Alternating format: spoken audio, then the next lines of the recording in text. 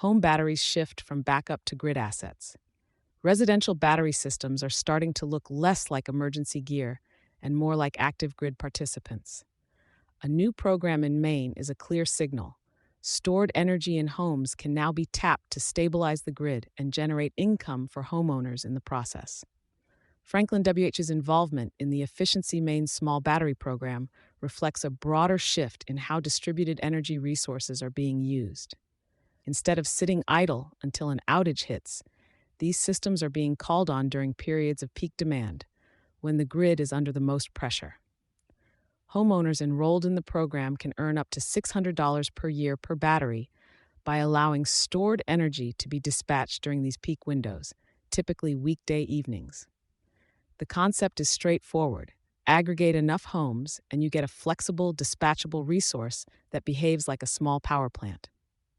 Distributed storage moves into market participation. This model aligns with the rise of virtual power plants, VPPs, where decentralized systems are coordinated to balance supply and demand.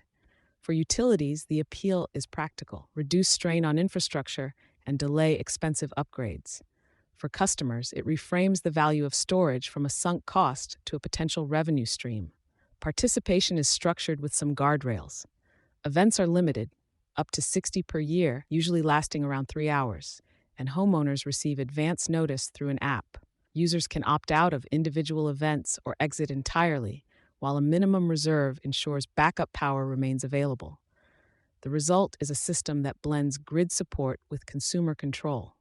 It also signals a shift in how residential energy assets are being positioned, not just as passive tools, but as flexible contributors to energy markets. Reliability meets revenue in a changing grid. Battery adoption has often been driven by resilience, and that hasn't changed.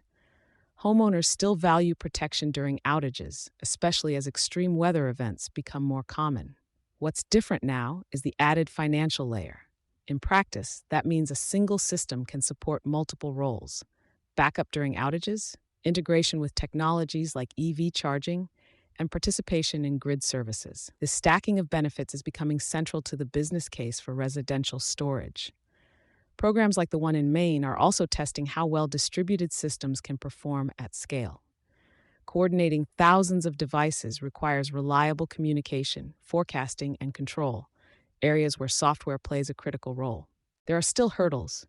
Upfront costs remain a barrier, and program awareness is uneven. Regulatory frameworks also vary by state, which can slow broader adoption.